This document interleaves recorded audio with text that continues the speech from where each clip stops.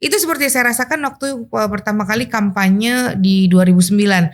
Kita masuk ke rumah-rumah, kita turun dari gang ke gang ke rumah segala memperkenalkan Gerindra. Baru assalamualaikum tuh udah diusir. Ternyata nggak semudah itu juga bekerja di DPRD. Waktu di lapangan kan kita semua masyarakat ngadu, siap Bu nanti kita benerin. Wah gak bisa nih, rumah sakit begitu datang kan. Gak semudah itu, jadi memang harus. Saya yakin anak-anak muda yang di Jakarta, ayo jangan ragu untuk bergabung di Gerindra. Karena ke depan ini kalau tanpa anak muda ya gak mungkin juga. Karena kan pasti akan ada regenerasi. Gak mungkin Rani seumur hidup juga di DPRD gitu kan. Kebiasaannya Gerindra tuh tidak mengumpulkan, tapi kita yang turun membagi. Jadi kita tidak mau masyarakat perlu disulitkan untuk datang ke kita gitu, nyamper ngambil gitu ya.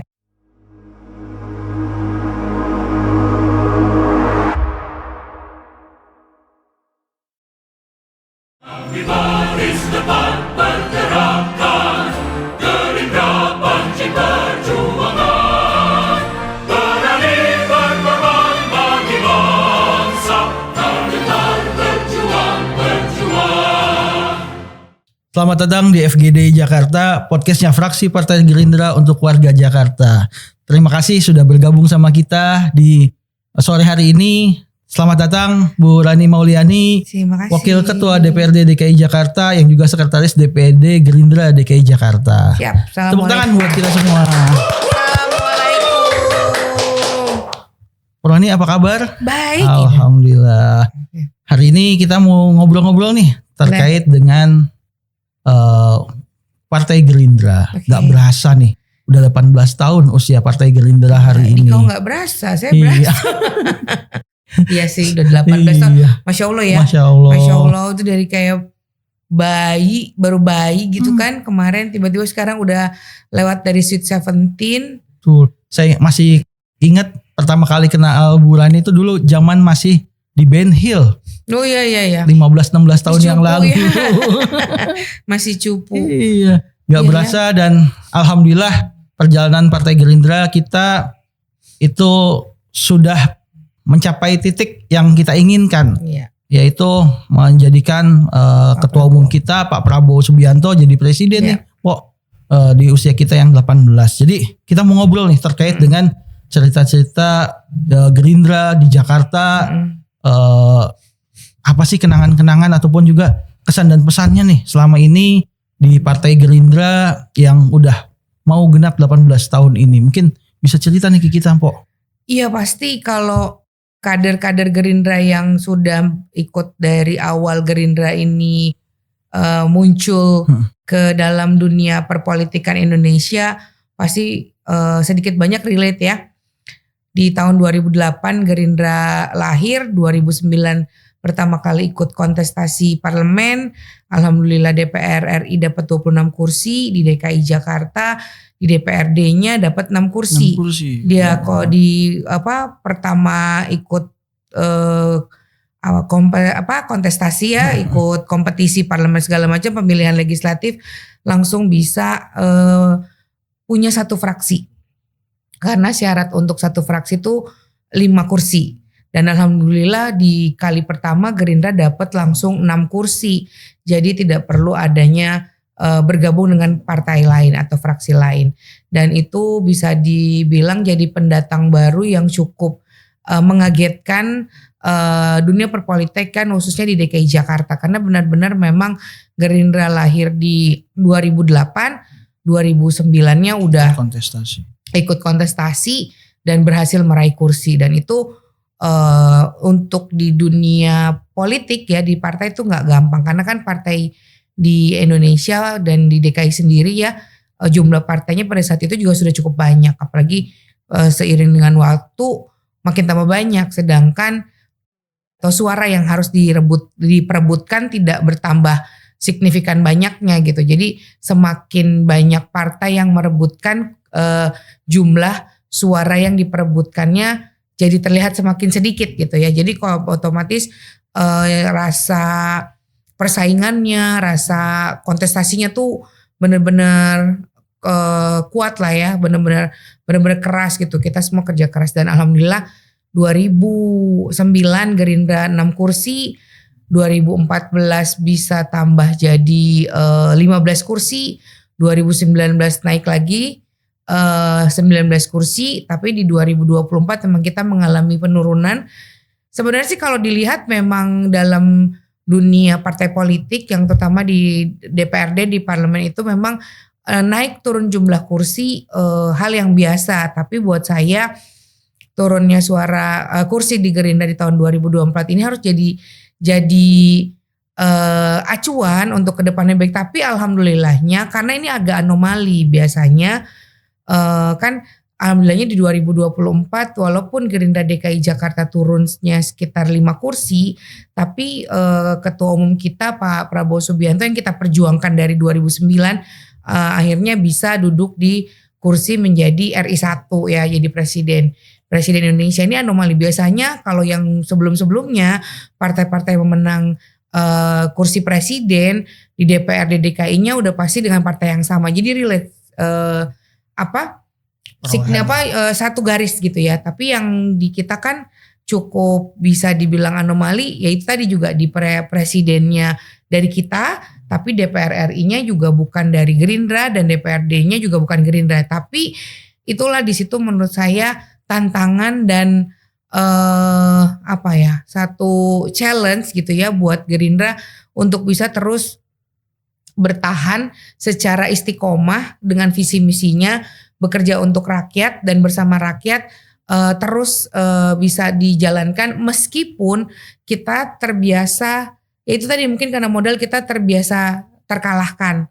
Tapi ketika menang pun kita di posisi DPRD belum bisa menang, bukan menjadi hambatan untuk Gerindra terus bekerja keras ke depan gitu sih ya. Kalau bisa kita lihat kan sekarang presidennya dari Gerindra, di gubernur DKI-nya dari PDIP, DPRD-nya PKS. Otomatis Gerindra ini kan harus bisa bekerja sama dengan semua partai. Dan alhamdulillah selama ini Gerindra bisa terus membersamai perjalanan politik di DKI Jakarta. Ya menarik ya. Nah kan dengan melalui waktu kita pemilu 2019, lalu 2014, 2019, ini kan pasti ada fase-fasenya nih. Banget. Sebagai partai politik ataupun sebagai anggota kader partai Gerindra, itu sih apa sih kira-kira yang tiap tahun tuh bedanya apa sih gitu loh? Jadi waktu 2009 kita berjuang atas nama Gerindra gitu ya untuk bisa mendapatkan kursi di DPRD DKI itu berat banget. Jadi kalau mungkin gitu ya, kalau saya selalu bilang cerita ke banyak pihak rasanya seperti sales Electrolux. Kalau mungkin yang seusia saya paham lah, zaman dulu nggak semua rumah itu punya vacuum cleaner. Jadi ada salah satu, mungkin nggak boleh nyebut label ya, tapi memang apa adanya gitu ya. Ada salah satu label itu yang selalu datang ke rumah-rumah menawarkan demo untuk vakum rumah. Tapi kan karena biasanya kalau kita suka menolak karena bayarnya ada fee-nya gitu ya, ada bayarnya. Itu seperti saya rasakan waktu pertama kali kampanye di 2009. Kita masuk ke rumah-rumah, kita turun dari gang ke gang ke rumah berkenalan, memperkenalkan Gerindra. Baru assalamualaikum tuh udah diusir. 2009 itu masa kejayaannya masih dipegang oleh Demokrat di DPRD DKI dan sampai saat ini memang menjadi acuan kita karena belum terkalahkan jumlah kursinya ya. 2009 itu kan Pak SBY masih jadi presiden di Indonesia. Di DPRD DKI dipegang pimpinannya dari Demokrat yang mendapat 32 kursi. Sampai berikut-berikutnya pun meski Demokrat sudah tidak memimpin lagi, tapi belum ada partai yang bisa mengimbangi ya 32 kursi. Karena dari kemarin PDIP sendiri 28, 25, saat ini PKS cuman juga sampai di 18 gitu ya. Dan ini menjadi target acuan Gerindra setiap periode untuk bisa menyerupai atau menyamai atau bisa melewati atau minimal beda dikit lah dengan masa kejayaannya ya Demokrat gitu ya di 30 kursi gitu ya. Mudah-mudahan insya Allah kita bisa mencapai impian itu gitu. Nah Jadi waktu kampanye baru assalamualaikum udah diusir tuh. Assalamualaikum, saya orang Demokrat gitu. Itu rasanya tuh yang baru kayak gimana sih, kayak lu mau curhat baru gak bisa, gue udah kayaknya kan patah hati itu ya. Tapi berjuang dan luar biasa, dan gak nyangka juga qadarullah di tahun 2009 itu kan belum dibagi dapil. Semua masih lebar banget deh tuh kampanyenya. Masih hitungannya Jakarta Barat, Jakarta Pusat. Aku dulu antar kota. Waktu 2009 saya kampanye di 8 kecamatan. Waduh. Ngos-ngosan gak sih? Ngos-ngosan banget pada saat itu. Terus 8 kecamatan, 44 kelurahan. Wah, itu gokil banget lah. Makanya banyak, walau jangan kan gini, 8 kecamatan. Di dapil yang sekarang aja di 3 kecamatan, yakin banget pasti ada wilayah yang belum juga saya masukin gitu. Karena Jakarta tuh ternyata orang ngelihatnya mungkin kita nggak kayak di daerah. Arah kampanyenya luas banget ya. Terus tapi kalau kita kan ya masih putar Jakarta. Tapi gang ke gangnya tuh Masya Allah. Kepadatannya justru ya, padat gitu. banget Jakarta. Iya gitu. Memang itulah perbedaannya Jakarta dengan wilayah lain. Belum lagi kerasnya persaingan di Jakarta gitu ya.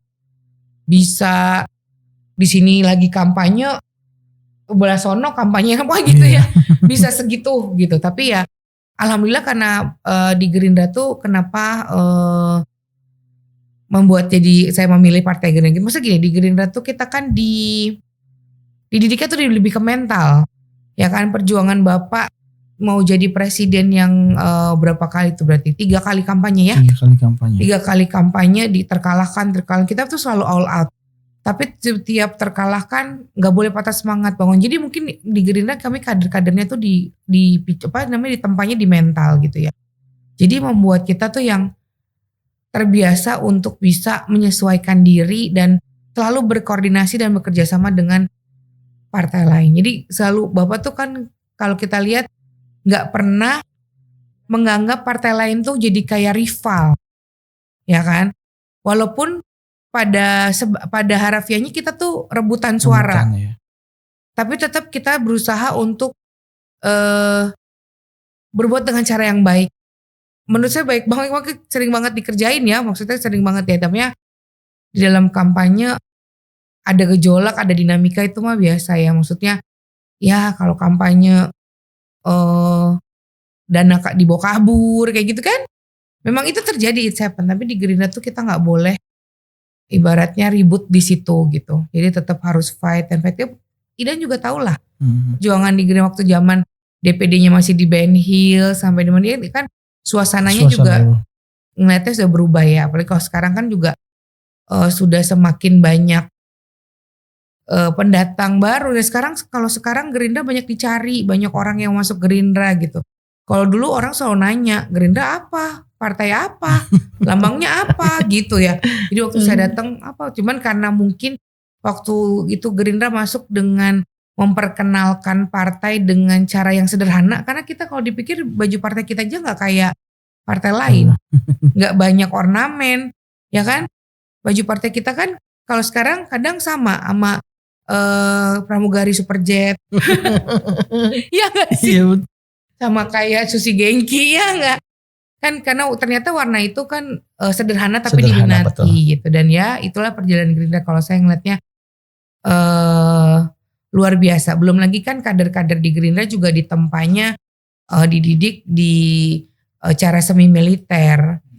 Ya mungkin orang bercanda, tapi sekarang saya lihat banyak partai-partai yang mengikuti jejak Gerindra dalam mendidik para kadernya gitu. Ternyata kaderisasi yang butuh kader-kader yang loyal itu ya memang harus dengan sistem kaderisasi yang terencana dan terstruktur dengan matang gitu kan. Di kita kan dididiknya semi militer ya. Kayak orang ngeliatnya ngapain lo baris berbaris gitu. Baris-baris kan bukan sekedar baris berbaris. Ternyata di situ kan nilainya ketika kita baris berbaris, kita dikumpulkan dalam satu grup yang mana isinya bukan teman kita atau keluarga. Dicampur ya dari seluruh daerah. Pada saat itu kita harus bisa bertoleransi, harus bisa menimbulkan rasa solidaritas gitu kan. Kalau ada yang salah satu, pasti dihukumnya satu Satu peleton. plot. Nah kan waktu satu peleton itu kan kayak punya beban gara-gara gua nih gitu. Makanya dari situ kan masing-masing belajar untuk fokus supaya kita tidak salah gitu. Jadi nggak ada kesibukan ngurusin orang lain, tapi kita harus lebih baik gitu. Menarik Pok, tadi yang disampaikan Pok terkait dengan masalah pengkaderan kita nih di Gerindra.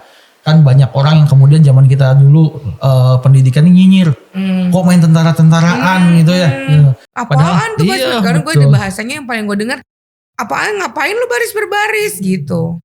Kira-kira sebenarnya apa sih filosofinya dan apa kemudian manfaatnya sekarang gitu dirasain waktu kayak gitu? Apa ya, waktu awal juga pasti pikiran kita sama ya Allah gitu. Maksudnya kita ditempa dalam usia yang ibaratnya kan waktu zaman sekolah memang udah keharusan sekolah Iya. gitu ya. Kita ikut apa namanya tuh LDK ya, LDK apa segala macam waktu di OSIS. Nah begitu kita udah ibaratnya sudah Selesai dewasa masa. gitu disuruh baris berbaris namanya emak-emak bapak-bapak gitu ya. Kadang ya itu tadi banyak pelajaran. Kadang baris berbaris kan sesimpel cuman baris doang. Kan gini, misalnya bisa dibilangin untuk harap semuanya tenang. Kan harusnya belajar untuk ya udah fokus aja sama ngertipin diri sendiri. Tapi kan nggak semua orang punya nyampe ke situ juga. Karena banyak yang gitu, diam lah. Jadi berisik ya kan? Karena masing-masing nyuruh diem sebelahnya. Ya kan padahal kan filosofinya adalah ilmunya sebenarnya adalah kebersamaan, solidaritas, tapi kita lihat semua dari diri sendiri. Gimana caranya lalu berbaris, jalan, tapi tetap seirama sama satu peleton. Gak bisa lu ngebut sendiri kan gitu. Berarti kan harus sama-sama. Itu terjadi. Kok emang di dalam kehidupan nyata berguna? Sangat. Jadi ketika kita bekerja kayak di DPRD, beda banget waktu sebelum duduk di kursi DPRD. Ketika kita ketemu warga curhat, wah baik, nanti kita perbaiki, bla bla bla. Begitu masuk ke DPRD, lu bingung. Nggak sesimpel Karena itu. nggak sesimpel itu, karena kebijakannya dan segala macam itu toleransinya sama banyak pihak dari berbeda partai yang beda kepentingannya juga beda-beda. Nggak bisa lu langsung rubah undang-undang, lu nggak bisa lu langsung rubah pergub, nggak bisa. Apalagi kita misalnya waktu itu juga partai yang ibaratnya nggak punya jabatan, dan arti bukan gubernurnya bukan dari satu partai kita. Kan itu komunikasi lintas partai itu juga perlu dibangun. Nggak bisa kita nyuruh gubernur yang bukan satu partai kita bilang, oh Pak, pergub lo ganti dong, kan nggak bisa. Di situ gitu. Jadi ternyata latihan yang pengkaderan itu membuat kita jadi terlatih untuk bisa bersikap secara humble ketika kita bekerja di dalam kursi parlemen dan bersama masyarakat. Kan sekarang waktu kampanye pertama semua warga curhat ikut emosi. Wah gila susah banget dapat ambulan rumah sakit begitu. Makanya mungkin Idan juga sama kan ngalaminnya. Kita concern banget, terutama saya gitu waktu di DKI. Concern saya pertama adalah membangun sistem untuk masyarakat mendapatkan kesehatan secara established, secara sistematis ya. Karena sistem yang belum ada kan di kita. Dulu 2009 kenapa akhirnya kita punya badan Kesira di 2012 dan lain-lain? Karena kebutuhan ambulan di DKI kan.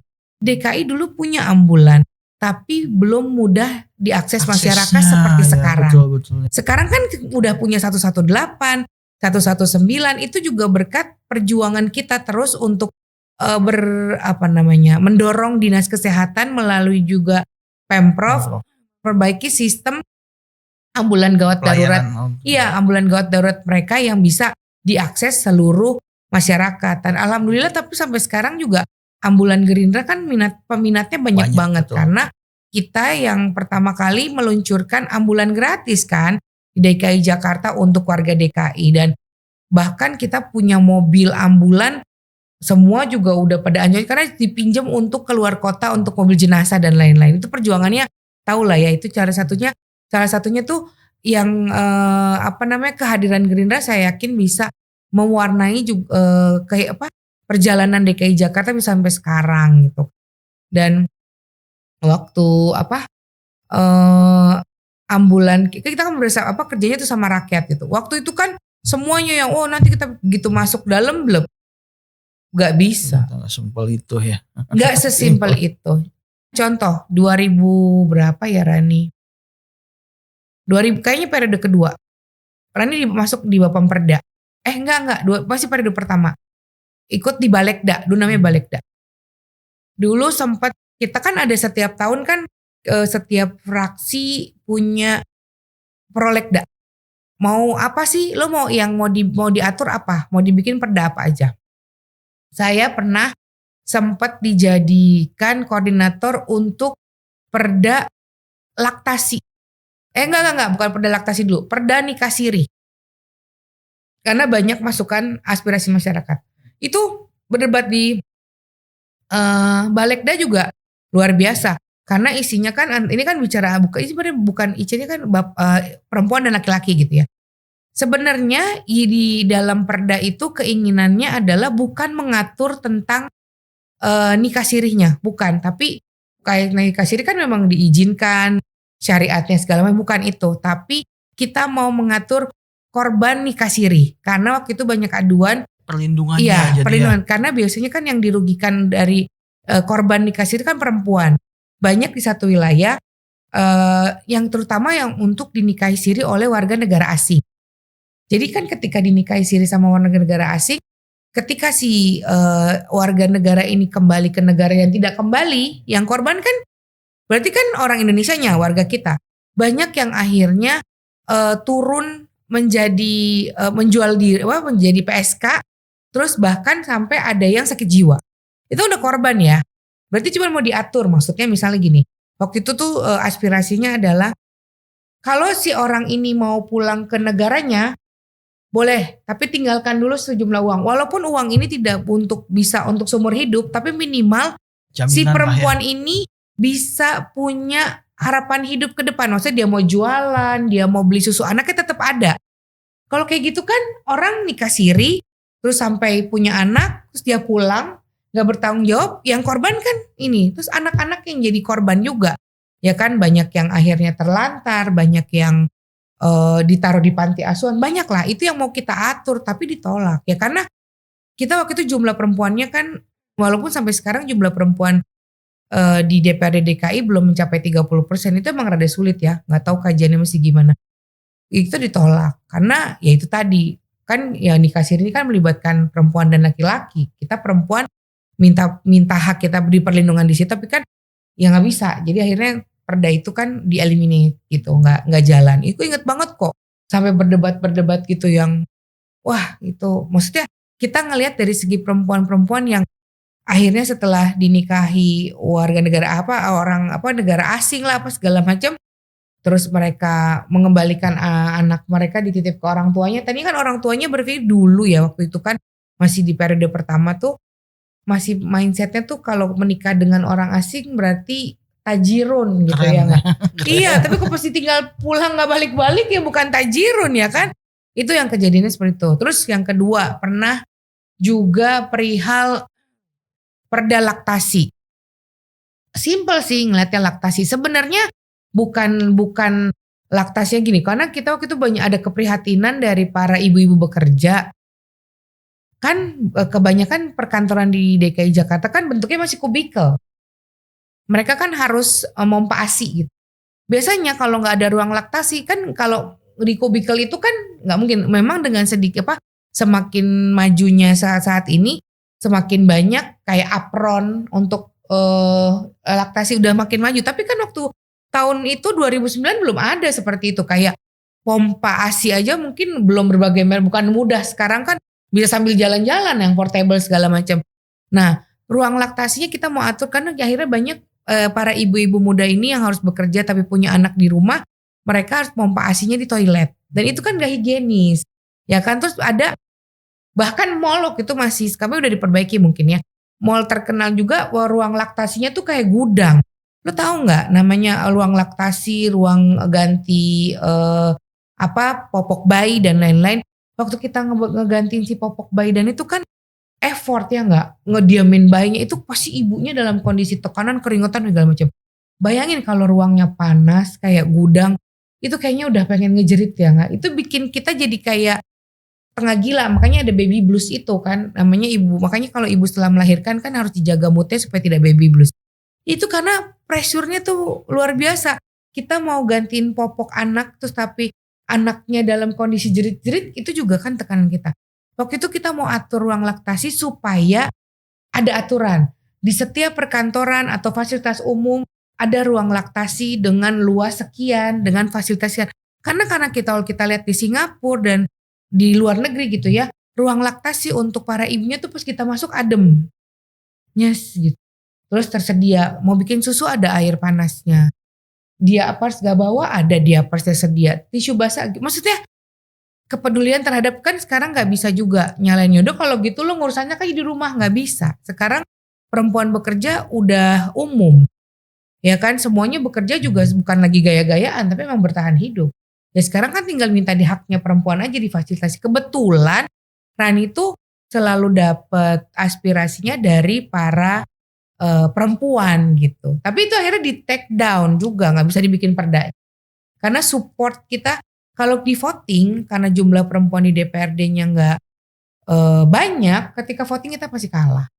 Itu dua hal itu. Maksudnya itu contoh ternyata nggak semudah itu juga bekerja di DPRD. Waktu di lapangan kan kita semua masyarakat ngadu, siap bu nanti kita benerin. Wah gak bisa nih, rumah sakit begitu datang kan nggak semudah itu. Jadi memang harus pendekatan persuasif. Sekarang gini, marah-marah di rumah sakit. Kenapa pasien saya nggak dibantu? Ditolong nggak? Belum tentu juga. Tapi kan perlu pendekatan, perlu ikatan, dan alhamdulillah gitu ya. Sekarang kan Gerindra sudah masuk ke periode keempat ya, ada di DPRD DKI, dan bayangin aja dari yang cuma 6 kursi, sekarang meskipun 14 kursi, alhamdulillah masih bisa jadi duduk di kursi pimpinan wakil ketua 2 gitu ya. Kemarin kan wakil ketua 1. Ya which is kita bisa dibilang kalau orang-orang seperti yang orang-orang bilang ya, ngelihat Gerindra ini jadi partai yang diperhitungkan gitu, partai yang jadi panutan, ya wajar karena perjuangannya luar biasa, kadernya luar biasa. Kita mana sih kita ada euforia pesta pora gitu nggak, kan pasti selalu giatnya bersama masyarakat, bersama rakyat kan gitu ya. Nah kok selama perjalanan di DPRD ataupun selama di DPD Gerindra, ada gak sih momen-momen yang kemudian seperti ketika ketemu masyarakat nih, momen-momen berkesan ketemu masyarakat yang alhamdulillah nih untung saya DPRD jadi saya bisa bantu ke masyarakat yang berkesan gitu loh. Banyak. Mungkin bisa cerita gitu biar orang tuh tahu gitu bahwa yang kita lakuin tuh ya memang ketemu masyarakat gitu. Konsistensi ya. Kebetulan dari 2009 sampai sekarang, meski beberapa waktu lalu sempat pindah ke Komisi B, kebetulan Rani kan tetap di Komisi E. Memang dari awal passionnya adalah membantu masyarakat mendapatkan haknya di bidang kesehatan dan pendidikan. Yang paling banyak memang kalau pendidikan Rani gak terlalu terjun banget juga, karena di pendidikan itu kan sudah ada sistem kurikulum dan lain-lain. Yang paling rame itu kan pada saat PPDB, pada saat pada saat momen-momen masuk sekolah lah ya, atau ada permasalahan ijazah tertahan yang gitu ya. Tapi kan kalau kesehatan tuh nggak pernah berhenti. Setiap hari di grup kita tuh 24 jam orang minta tolong sakit, operasi apa segala macam, itu kan nggak ada waktunya. Dan yang berkesan adalah ketika kita bisa membantu masyarakat yang mau yang ibaratnya mau perlu ruang ICU aja contoh. Dalam kondisi kan semua panik, bisa menolong aja satu orang berterima kasih karena sudah dibantu mendapatkan ruang ICU, itu rasanya tuh kayak nggak bisa dibayar lah. Contoh gini, dulu saya punya, tapi ya memang itu politik juga ya, saya punya tim. Saya bersama tim saya menemukan beliau ini ada preman di daerah Kalideres itulah. Kita temukan beliau di got, dibacok orang dalam kondisi luka parah lah. Terus kita bantukan ke rumah sakit segala macam. Begitu beliau sadar, dia nggak sadar tuh yang dia inget cuman ngelihat ambulan kita, gambar Garuda di pintu. Dia tuh sampai amnesia manggil orang pakai nama binatang. Saking ya itu karena sempat mengalami shock apa segala macam karena dibacok gitu ya. Sampai pasang baju ngancing tuh nggak bisa. Jadi karena lupa gitu sampai akhirnya sembuh. Keluarganya udah jadi kader kita artinya. Tapi itu kan bisa menolong dia sampai hidup normal lagi juga udah membahagiakan. Tapi di politik dinamika gitu ya. 2 tahun ya segala begitu masuk lagi masa kampanye tiba-tiba dia dukungnya orang lain. Menyakitkan karena kan udah saya anggap keluarga gitu. Menyakitkan pasti. Tapi ya itu politik gak apa-apa. Itu momen yang berkesan karena gak bagaimanapun yang penting saya sudah diberi kesempatan sama Allah membantu beliau kan. Maksudnya kalau tidak bertemu pada saat itu tidak bertemu ambulan Gerindra yang mana tim saya yang ada di situ, mungkin beliau sudah tidak ada kan gitu. Ya udah itu jadi berkat aja buat kita dan terutama saya waktu itu pikirnya yang penting buat berkat buat Gerindra Jakarta Barat waktu itu karena saya masih ketua DPC kan. Ya sekarang apapun yang dilakukan untuk masyarakat. Sekarang kan saya pertolongan pasien segala macam udah nggak spesifik Jakarta Barat dan alhamdulillah juga karena akhirnya 2 periode ini Gerindra Jakarta Barat ada 2 kursi, ada 4 kursi ya, 4 kursi 9 dan 10 ada 2 kursi. Jadi kita bekerjanya jauh lebih masif gitu ya. Waktu sebelumnya kan 2009, 2014 di Dapil Rani kan Rani cuma sendiri. Jadi ibaratnya terasa lah berat ya ketika bantuan. Kalau sekarang kan banyak yang tertolong gitu dengan teman-teman di Gerindra gitu. Dan terutama kita kan bidangnya memang juga concernnya memang di kesehatan. Memang itu yang paling dibutuhkan. Tapi kan kalau lihat sekarang semakin hari alhamdulillah sistem kesehatan di DKI semakin bisa baik. Kita jangkau lah. Minimal komunikasinya kan baik gitu ya. Walaupun kalau perbedaan sistem dan mekanismenya kan juga tergantung dari pemerintah pusat gitu ya. Ya gitu sih. Nah sebelum kita lanjut nih, saya mau nawarin minum dulu nih Pok. Kayaknya gue kira-kira mau minum apa? Mau teh hangat atau mau tambahan teh hangat? Enggak, terima kasih air putih. Air putih aja. Susi nunggu situ. Terima kasih. Iya. Tapi sebelumnya saya mau telepon dulu boleh? Oh boleh silakan. Ini ada. Allah. Ya.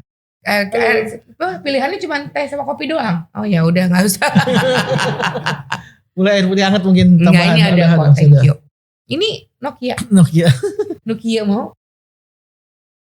Kenapa pisangnya cuma 3? Menarik. Bingung jawabnya. Nah, balik lagi nih Pok dari tadi yang cerita-cerita terkait dengan perjuangan. Jadi memang dari awal Gerindra DKI Jakarta berdiri ini memang fokusnya adalah pelayanan kesehatan dan pendidikan ya Pok ya.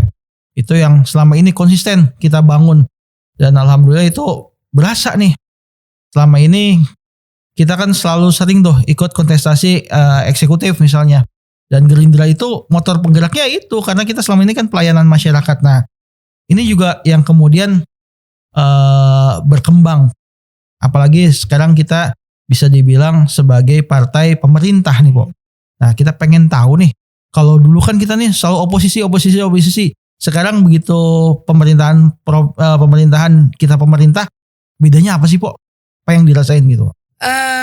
Sebenarnya kalau saya bilang lebih berat loh. Kalau ngol Bapak ya, karena ternyata kan memang gak mudah merubah Indonesia. Bikin perubahan di DKI aja kan luar biasa, 4 periode jungkir balik kitanya.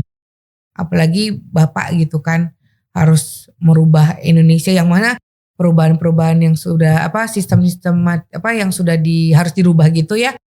Banyak juga pihak-pihak yang mungkin sudah menikmati, pasti kan gak terima gitu kan.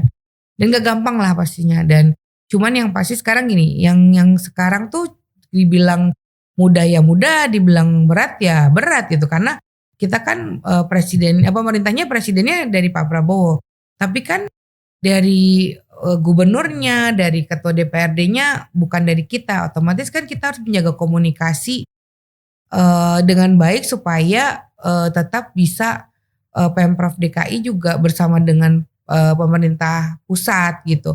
Ya kan, ya nggak bisa lah. Memang Gerindra tidak diajarkan juga untuk oposisi-oposisi. Walaupun periode kemarin kita oposisi gitu, tapi kan kita nggak pernah oposisi frontal gitu loh. Ya kan, Gerindra karena selalu milih untuk Rasional bekerja lah sama, ya. iya. Karena memang kita lebih berpikir untuk ibaratnya menurunkan ego, untuk tetap humble. Yang penting masyarakat bisa terus terakomodir, terbantu dengan adanya partai kita kan gitu.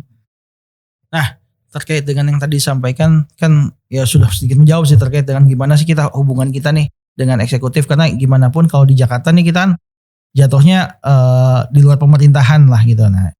Nah, kedepannya DPD Gerindra sendiri nih ke depan apa sih visinya dan mau gimana gitu Pok? Depan dengan situasi hari ini bahwa kita nih oposisi lah di Jakarta gitu. Kalau saya sih nggak pernah menempatkan diri kita oposisi, tapi saya sih ngerasa cuman mau menyatakan pada dunia gitu ya, maksud pada pemerintahan provinsi Jakarta kalau Gerindra tuh ada dan Gerindra akan ada terus bersama masyarakat gitu ya. Jadi apapun sistemnya kita akan terus berusaha berkolaborasi, bekerja sama dengan baik untuk bisa menyampaikan aspirasi masyarakat yang dititipkan kepada kita kan. Jadi ya kedepannya harapannya DPD DKI Jakarta adalah terus bisa memperkuat kinerja Gerindra DPRD DKI Jakarta dan DPD dan jajarannya berserta DPC, PAC, ranting semakin solid, semakin kuat, semakin berdampak baik gitu kepada masyarakat. Itu aja sih harapannya. Nggak muluk-muluk juga. Tapi kan ternyata kalau kita ingin mendapatkan perubahan, kita ingin memberikan warna lebih baik, kita harus punya kekuasaan. Kita harus bisa berkuasa lebih ini lagi gitu ya. Dan mudah-mudahan ke depan memang Gerindra punya kesempatan untuk bisa menjadi ketua DPRD ataupun gubernur DKI Jakarta yang memang murni kader Gerindra, supaya bisa terus memberikan warna dan perbaikan untuk Jakarta ya, khususnya buat nanti kedepannya anak-anak bangsa dari kader-kader Gerindra ini bisa merasakan dampak luar biasa dari kerja keras kita yang sekarang. Ya itu sih harapannya, karena itu tadi, karena kita di DKI Jakarta belum jadi pemenang, tapi insya Allah Gerindra terus ada jadi bayang-bayang siapapun yang menang kan gitu ya, menjadi partner bisa gitu kan. Tapi ya memang bukan tipe Gerindra yang oposisi, karena Gerindra dari kita diajarin juga kan di partai galanya bisa dikomunikasikan gitu, komunikasi yang baik. Otomatis hubungan baik, kerjasama yang saling bermanfaat bisa menguntungkan juga manfaat-manfaat buat konstituen-konstituen kita yang menitipkan amanahnya ke kita. Nah ini juga Gerindra nih salah satu partai yang dianggap partai modern yang banyak mewadahi anak-anak muda nih. Mungkin buat anak-anak muda Jakarta, karena ya seperti mungkin cerita-cerita dulu ya, bahwa dulu anak Jakarta tuh susah nih ikut partai politik, ikut rame-rame kegiatan-kegiatan politik. Dan hari ini kan kita bisa lihat nih salah satu gerakan-gerakan Gerindra selama ini yang akhirnya banyak anak-anak muda nih. Mungkin ada masukan-masukan atau pesan buat anak-anak muda Jakarta nih. Iya, yang pasti gini, saya pun kenapa waktu itu kalau ditanya orang kenapa milih Partai Gerindra, waktu itu memang salah satunya karena selain partai baru dan juga memang di keluarga saya memang berkecimpung di Gerindra, yang paling saya apresiasi adalah di Gerindra tuh tidak ada gap terlalu jauh antara senior dengan junior.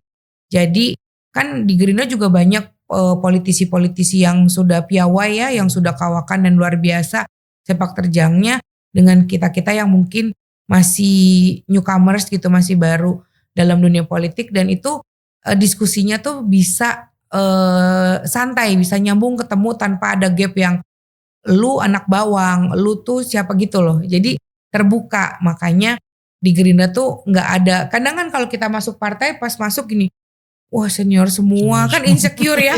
Senior semua gimana dong, tapi kalau di Gerindra terbuka karena memang dari Gerindra lahir dari awal sudah ada banyak saya partai yang mengakomodir. Lu kalau mau jadi relawan ada saya partainya apa.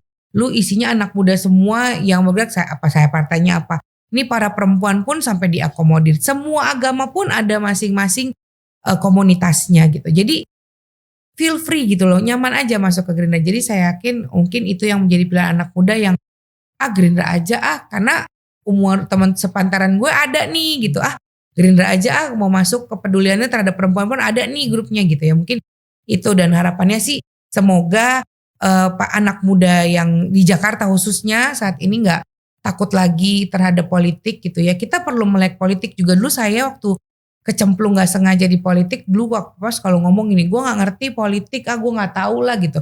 Tapi tanpa sadar kita tuh hidup udah berpolitik dari awal, dari lahir kita berpolitik.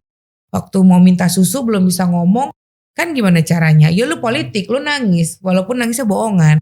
Yang penting nyokap dateng ngasih susu, ngasih tahu pampers basah, kan nggak bisa ngomong gitu. Itu bagian dari politik yang tanpa sadar kita udah jalanin. Cuman karena mungkin intrik politik yang memang ada, nggak dibohongin juga, nggak ditutupin. Intrik di politik ada segala sesuatunya dan mungkin kembali ke kita siap terima atau tidak. Nggak gampang memang terjun jadi pejuang politik karena yang paling diuji adalah mental.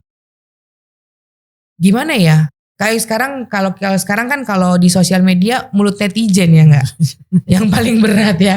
Itu sebenarnya udah bagian dari tempaan mental di politik gitu. Di politik gak luput dari fitnah, iya. Tapi kan sekarang gimana cara nanggepin fitnah itu? Kalau memang lu tidak bersalah, lu punya hak untuk bela diri dan ya gak perlu juga ngotorin tangan lu gitu. Maksudnya percaya segala sesuatunya itu kalau kita mulai dengan niat yang baik, bismillahirrohmanirrohim. Karena menurut saya apapun itu tergantung niatnya. Kalau dari awal niat lu misalnya gini, mau masuk politik, mau cari duit, ya rada susah.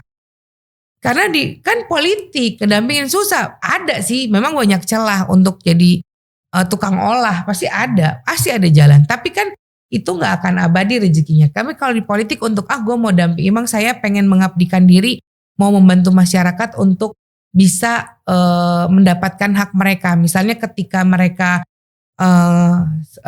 butuh solusi, anaknya ijazahnya tertahan karena nunggak bayaran apa segala macam. Terus kita bantu kan tidak selalu dengan baik saya bayarin kan nggak bisa. Seberapa sih sekayanya lu juga kan nggak semudah itu. Tapi kan kita dengan komunikasi dengan sistem yang paling Rani sering jalanin kalau kayak gitu kan kita berkomunikasi dengan sekolah yang menahan ijazah. Lalu kita cek tunggakannya berapa, kita bikin kesepakatan, bisa dibayar dicicil beberapa kekurangannya. Kalau kita bisa bantu setengahnya atau apa kan itu. Jadi kita bantu masyarakat mencari solusi dengan mengkomunikasikan dengan pihak-pihak terkait yang mungkin kalau dari masyarakat itu kesulitan gitu loh. Jadi ya saya yakin anak-anak muda yang di Jakarta ayo jangan ragu untuk bergabung di Gerindra karena ke depan ini kalau tanpa anak muda ya nggak mungkin juga karena kan pasti akan ada regenerasi. Nggak mungkin Rani seumur hidup juga di DPRD gitu kan. Pasti harus ada generasi yang bisa Rani kasih tanggung jawab dan amanah ini untuk terus bisa bersama masyarakat DKI Jakarta ya kan.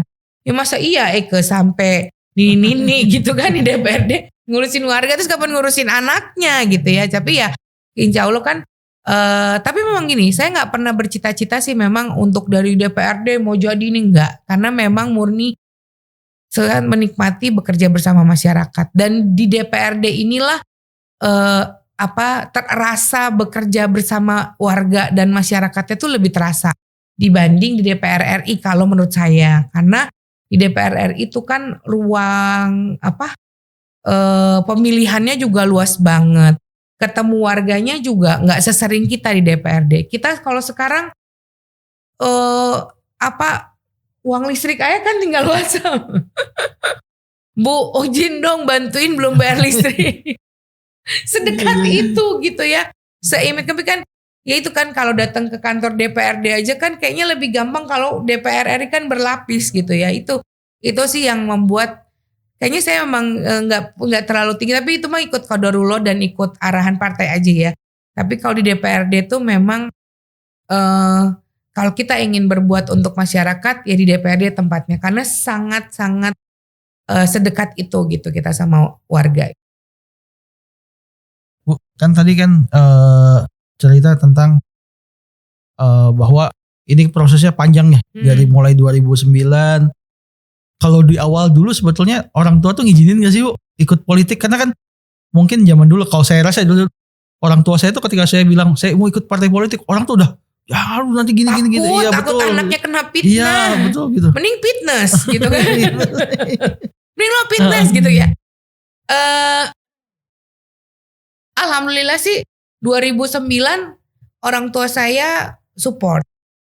Kita juga masih tabu, orang tua saya juga masih tabu banget nih, kayak apaan sih DPRD parlemen gitu. Secara saya bukan anak tokoh, saya anak penjaga tokoh kalau tuh. Tapi maksudnya support alhamdulillah. Yang jadi support kekuatan justru orang tua luar biasa lah. Karena gini, dulu kampanye tuh sampai pulang jam 12 malam, jam 2 pagi gitu. Kadang-kadang saya nemuin mama saya tuh ketika beliau terbangun habis tahajud gitu kan, habis tahajud terus beliau habis ngaji baca terus saya pulang terus kita ngobrol tadi kemana aja turun belum.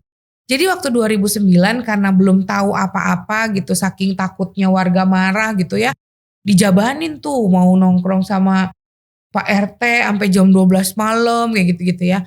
Masih kalau sekarang kan sudah hampir belajar dari kampanye sebelum-sebelumnya, jadi lebih memilih mana yang penting, karena sekarang juga kan udah jadi emak-emak gitu ya. Karena waktu itu saya terjun di politik tuh dari masih single gitu kan, dari belum menikah yang gak ada beban ya, gak mau tidur pagi, mau tidur apa gitu kan. Jadi abis ngobrol sama mama saya cerita, jadi memang jadi cerita seru yang ternyata ngadepin orang rupa-rupa warnanya ya, balonku gitu, mejuku ibu niu gitu segala macam ngobrol. Biasanya tuh abis ngobrol, terus azan subuh, terus sholat subuh, abis sholat subuh terus saya tidur dulu, nanti besoknya kita mulai lagi kampanye lagi jam-jam abis zuhur biasa atau jam 11 tuh. Jadi adalah begitu setiap hari. Dan beliau tuh support gitu, dan support orang tua saya luar biasa. Sampai akhirnya ya maksudnya kalau perjalanan pribadi tuh kalau dipikir Allah tuh udah nyeting semuanya tuh luar biasa. Sampai akhirnya saya menikah, saya punya anak dan lain-lain. Sampai akhirnya di posisi saya yang sekarang tuh kadang suka ada rasa kehilangan, karena di posisi yang sekarang pas orang tua saya tuh udah nggak ada gitu. Padahal dulu tuh papa mama saya tuh support banget. Pernah gini, waktu kita kan waktu itu bergejolak ya waktu Gubernur Anies Sandi. Nah kan waktu itu kan masih nggak terima ketika Pak Anies jadi gubernur, karena masih sakit hati. Kalau sebagai kader kan sakit hati karena waktu beliau jadi Menteri Pendidikan terus menghina-hina, masih ikut Pak Jokowi gitu, menghina-hina Bapak gitu kan. Tiba-tiba diputuskan kita harus dukung beliau. Itu patah hati loh. Kami di DPRD DKI itu patah hati. Tapi kan kalau tapi itu kan kita memang kader, maksudnya kita kan satu komando kan, diperintahkan untuk semuanya patungan, turun, terjun ke bawah gitu ya. Itu kan di hati tuh gejolak banget. Lu harus kerja untuk yang lu terluka gitu lah segala macam. Tapi itu tadi karena orang tua support luar biasa kan, menjadi rem mengingatkan ke saya untuk ayo back to the track. Ya back to the track. Perjuangannya lu ke partai mana? Lu ada di siapa? Lu kader siapa gitu. Jadi ya udah sampai akhirnya kita menang. Anies Sandi menang segala macam. Ya itu tadi itu kayak kisi-kisi yang saya nggak mungkin ada di sini sampai posisi ini kalau bukan karena orang tua dan keluarga yang support. Dari abang saya. Pertama saya sih kan waktu mau jadi caleg tuh nggak berani tuh, bukan pengen jadi, kagak ngerti caleg, dicemplungin. Bukan cita-cita lagi ya. Bukan, dicemplungin, kagak ngerti nyalek tuh ngapain. Tapi abang tuh memang kalau perintah ya udah kita berjuang gitu. Tapi ya udah maksudnya ilmunya tuh udah kerasa banget ya. Bayangin ya dulu kampanye di 2009, saya masih kerjanya tuh apa ya? Masih suka nge-MC, masih suka gitulah di hiburan gitu ya. Dapat bayaran nih misalnya 1.500.000. Saya sama tim nanya gini, ini kita berapa titik ya turun?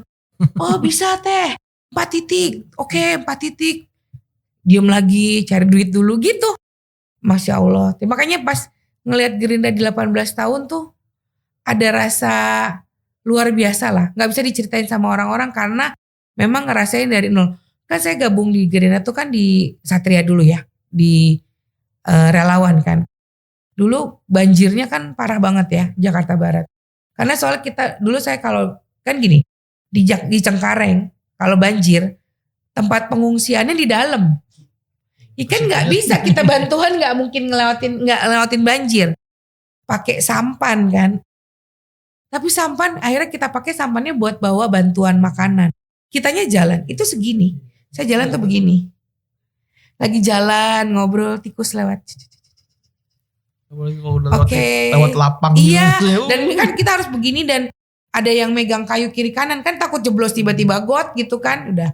Jadi abis turun dari dapil banjir mandi tuh kalau disiram detol langsung perih banget badan. Berarti kan kumannya banyak banget. Sampai ada dokter nelfon saya gini, Bu Rani jangan turun mulu gitu. Takut kena penyakit yang tikus itu gitu kan. Tapi kan gimana gitu ya mikirin warga yang di dalam. Kan jadi ada tuh di Cengkareng SMP 132 itu selalu jadi tempat pengungsian karena tinggi. Tapi dia letaknya di dalam. Yang banjir dari depan. Ya mau gak mau kan kita turun banjir. Tapi kan alhamdulillah sekarang kan semakin lebih baik. Banjir gak yang sampai segini lagi. Ya gitu tuh udah pernah dialamin dari saya Gerindra ada bisa terus memberikan perubahan walaupun bukan cuma Gerindra sendiri tapi maksudnya bukti nyata kalau di Gerindra juga ada loh orang-orang yang bekerja untuk membuat Jakarta lebih baik gitu.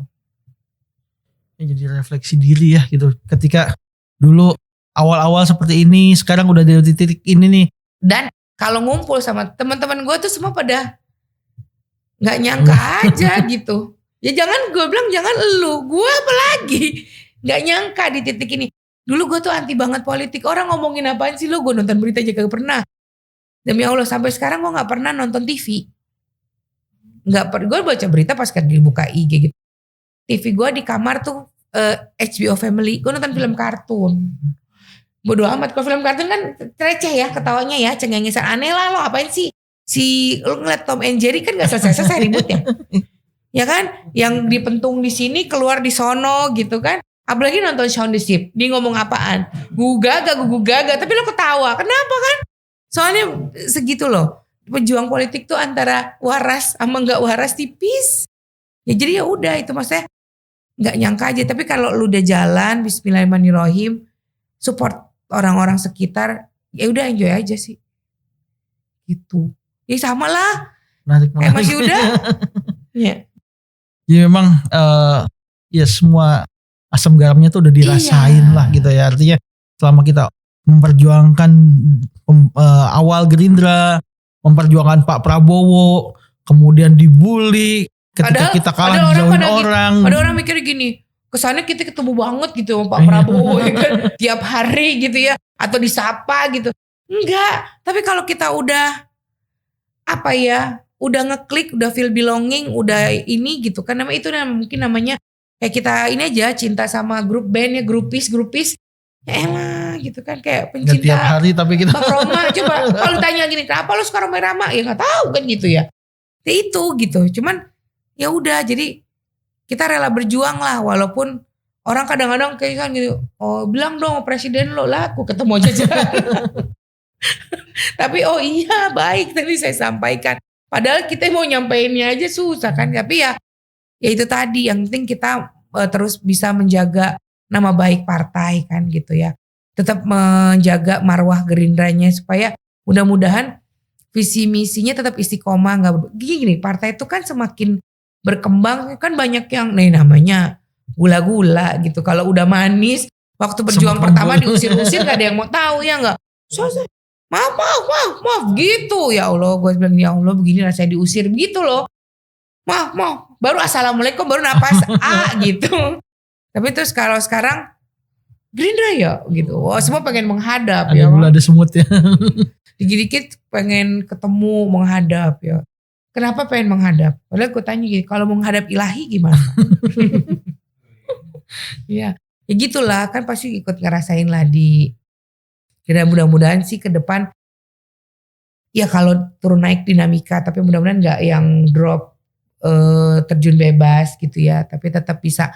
Yang penting Gerindra bisa tetap sama warga dan masyarakat sih. Menarik pembahasan kita nih tentang Panjang loh, Gerindra. lu 18 tahun gimana ngobrolinnya? Ceritanya banyak gitu. Nah, kok di 18 tahun ini mungkin ada harapan gitu, harapan buat fraksi Gerindra sendiri di DPRD, buat DPD Gerindra Jakarta, atau mungkin juga ada program nih apa nih 18 tahun Gerindra untuk tahun ini gitu. Apa ya, gue sih cuman berharap mudah-mudahan di 18 tahun dan bersiap di nanti kontestasi yang berikutnya kita jauh, ya itu tadi seperti jargonnya kompak, bergerak, berdampak gitu ya. Karena kalau sekarang kita satu fraksi aja saling jarang ketemu. Kalau enggak paripurna, kalau enggak maksudnya mudah-mudahan ke depan nih gimana kalau kita mau solid gitu ya, mau berdampak. Kalau kita nggak pernah saling ngobrol kan gitu. Kita ngobrol di grup kan beda sama live ya. Mudah-mudahan ke depan kita lebih banyak waktu lagi untuk bersinergi karena saya yakin nggak bisa juga memberikan warna untuk Jakarta dari fraksi Gerindra secara perorangan. Karena kita harus barengan gitu, harus bergandengan tangan. Iya kan, memang kayak ulang tahun kali ini belum sempat kepikiran mau apa sih, tapi insya Allah kan kita juga tetap berbuat bersama masyarakat. Saya yakin teman-teman juga masing-masing dengan konstituen dan di daerah pemilihannya juga pasti sudah punya program atau melakukan giat-giat ini ya. Dan mudah-mudahan untuk yang besarnya gitu. Karena kita kadang berpikir mau bikin giat yang besar-besaran tuh kadang berpikir sayang ya mending dibagi ke masyarakat. Memang kalau ketika dibagi publikasinya memang gak terlalu mewah karena kan kita pasti langsung turun ke masyarakatnya. Karena kebiasaannya Gerindra tuh tidak mengumpulkan tapi kita yang turun membagi. Jadi kita tidak mau masyarakat perlu disulitkan untuk datang ke kita gitu, nyamper ngambil gitu ya. Kayak misalnya ada pembagian sembako gitu, kita nggak yang kita kumpulin mereka harus datang effort ke kita, enggak, tapi kita yang lewat timnya, lewat kadernya turun ke rumahnya bagi, jadi tidak susah. Untuk itu kan publikasinya nggak terlalu mewah gitu ya, karena ya menyebar gitu kan agak susah, memang nggak jreng, bukan pesta, bukan yang wah kayak gitu-gitu, tapi mudah-mudahan tetap bisa memberikan impact walaupun karena kita sistemnya tuh lebih seneng memang bergerilya gitu kan. Silent treatment gitu kan, silent activity, tapi hasilnya tetap kelihatan. Kan kalau dilihat orang Gerindra bikin apa sih, nggak pernah ada party. Kita kalau di Gembleng aja kan kita punya tempat sendiri di Hambalang gitu-gitu ya. Orang kalau ngeliat ke Hambalang, ya itu tadi, Masya Allah. Mandi aja, walau lagi di waktu di Hambalang, saya cuman mikir gimana caranya mandi gak rebutan. Walaupun satu tenda tuh kamar mandinya ada 6. Tapi kan orang mandi. Jadi saya tuh mandi selalu jam 2 pagi. Jam 2 pagi saya mandi segala macam. Atau kalau mandi tiap jam 2 pagi sebelum azan subuh aja pokoknya. Mandi gitu. Jadi begitu azan tinggal wudhu atau enggak. Jadi orang-orang mandi saya tidur. Udah rapi. Ya kan di tempatnya gini loh. Atau di Hambalang gini. Ganti baju, waktu tinggal 7 menit lagi. Itu kan ke distract di sini ya, Bo. Makanya ada yang kepleset gitu kan. Karena hektik. Makanya saya tuh gak suka diburu-buru. Jadi akhirnya saya ambil, akhirnya banyak refleksi ke diri gitu. Lu mesti apa? Lu mesti gimana? Jadi supaya gak mandi rebutan, saya harus jam 2 pagi. Gimana supaya gak birit-birit harus apa gitu kan. Kita beresin barang-barang pribadi aja. Sampai beli, punya tali rafia. Kasurnya kan harus lurus. Sendal sepatu tempatnya harus sama. Satu salah dihukum 1 peleton. Jadi terus itu fokus. Jadi makanya di kita sekarang tuh kerjanya lebih ke ya udahlah kita aja nggak usah nunggu orang lain, kita aja nggak usah nunggu orang lain. Cuman ya mungkin euforianya nggak terlalu kerasa gitu. Kan kalau kita lebih banyak kayak mau ngumpul, udahlah daripada ngumpul. Kan kita banyak kan konsolidasi internal. Turun ke DPC, lebih ke keikatan keluarga lah. Karena kalau di luar nih kan kita nggak bisa juga mengharapkan terlalu banyak. Karena partai juga kan banyak ya. Lebih baik kita menguatkan di dalam, soalnya nanti begitu pada saat kampanye kan beliau-beliau juga kader-kader internal yang akan turun ke masyarakat. Saya nggak mungkin bisa dibelah-belah gitu. Jadi paling penguatannya itu, dan mudah-mudahan insya Allah ke depan DPD Gerindra DKI Jakarta bisa terus memberikan pelayanan yang baik untuk masyarakat, dan insya Allah mudah-mudahan kita punya kantor yang masjidnya bisa dimanfaatkan oleh masyarakat sekitar. Itu cita-citanya sih. Sangat tunggu tanggal main. Yang menarik sih, jadi memang kalau di Gerindra kan memang terbiasa dengan konsolidasi internal ya. Jadi saat ini juga DPD setahu saya juga sedang mengadakan itu ya. Gitu. Jadi memang kita orang-orang yang dekat sama kita, keluarga-keluarga kita di DPC, DPD, ya dengan posisi saat ini kita rangkul lagi, kita kabit. Karena masih majunya masih panjangnya. Dalam Quran aja kan bantulah orang keluarga dulu, terdekat dulu, ngapain jauh-jauh. Ya kan? Karena gini, kalau kita kumpul sama kader-kader Gerindra dari PAC Ranting yang di wilayah-wilayah ya, di internal, di situ ngelihat gak sih? Bayangin, kalau kenapa mereka mau memilih ikut bersama kita di struktural? Kalau enggak, mendingan di rumah aja. Kan mereka juga punya keluarga. Ngapain gitu? Semangat mereka mencari suara Gerindra, juga untuk bisa memenangkan Pak Prabowo gitu di DKI Jakarta, untuk bisa memenangkan Rani gitu. Luar biasa loh. Sama kayak Rani gitu. Kalau dipikir, kalau untuk pribadi lelah juga ya, pengen stop. Kalau buat pribadi udahlah, gue jualan aja deh, buka warung nasi ya kan. Tapi kan ngelihat di belakang banyak orang yang bergantung hidup sama kita, itu yang bikin kita nggak boleh stop. Karena memang kita harus bisa terus mengawal kebijakan untuk masyarakat bisa mendapatkan haknya dengan mudah gitu. Kayak misalnya sekarang, kenapa sih banyak yang ngadu ke anggota dewan kalau misalnya butuh ruangan di rumah sakit apa segala, berarti kan ada sistem yang belum terbangun. Kan kalau di luar kan mungkin kita udah ngasih kartu sehat, oh ini kelasnya ini, nggak usah banyak ini birokrasi. Kan kalau sekarang masih terjadi seperti itu, dan masih banyak masyarakat yang memang minta tolong ke kita. Kemarin aja contohnya, saya nggak tahu siapa gitu ya WhatsApp, terus kata ada saudaranya, ini bukan dia lagi malah, saudaranya sakit gigi, mau berobat ke rumah sakit RSUD gitu. Dia nanya, mesti dapat rujukan nggak? Lah, gue juga bingung ya. Ya terus sebenarnya kan kalau misal kerujukan kan tinggal ke puskesmas kan lebih dekat. Tapi kan kayaknya nggak mau ke situ.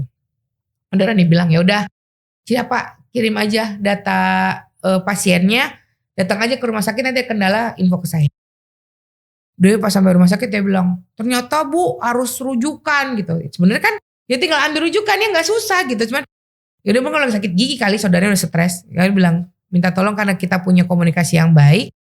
Saya bilang sama dinas kesehatan, mohon izin ada direktur rumah sakit ini, mohon tolong dibantu dulu pasiennya karena sakit gigi. Ditolong dibantu, nanti kalau untuk surat rujukannya nanti kami bantu untuk penyelesaiannya.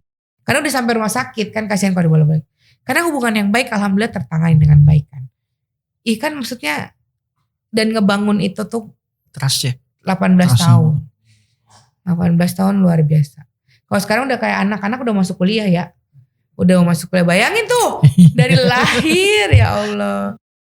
Ya artinya hampir separuh hidup tuh di Gerindra gitu lah ya.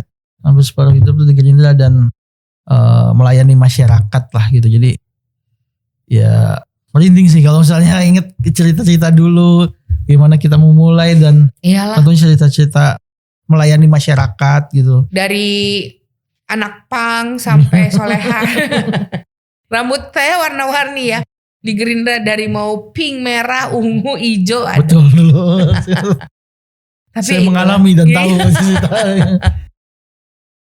Gitu. Nah, ini yang terakhir nih. Mungkin ucapan dari Porani untuk Gerindra di 18 tahun ini, dan semoga kedepannya seperti apa? Iya. Dirgahayu Partai Gerindra yang ke-18 tahun, semoga partai ini tetap istiqomah, tetap amanah, dan tetap pada marwah dan visi misi partai yang terus bekerja dan terus mendampingi masyarakat untuk bisa terus memberikan perbaikan pelayanan-pelayanan yang ada di DKI Jakarta khususnya. Sekali lagi buat Partai Gerindra, semoga di usia yang 18 tahun semakin sukses, semakin berjaya, kader-kadernya semakin luar biasa, semakin solid, terus bergerak dan berdampak. Selamat dan yang pasti mudah-mudahan Pak Prabowo bisa terus memimpin Indonesia untuk menjadi Indonesia yang lebih baik. Amin. Menuju Indonesia emas di tahun 2045, karena tentunya buat kami-kami yang juga sudah mempunyai anak gitu ya, akan menaruh harapan kepada bangsa ini supaya anak-anak kita bisa terus bisa hidup yang lebih baik lagi ke depannya. Sekali lagi buat Gerindra, Dirgahayu yang ke-18, salam Indonesia Raya. Gerindra. Ya, terima kasih atas diskusinya hari ini. Ya. Ani, makasih. Siap. Semoga sehat selalu, semoga selalu diberkahi. Ya? Ada amplopnya di bawah. Terima kasih. Sampai jumpa di FGD Jakarta selanjutnya. Assalamualaikum.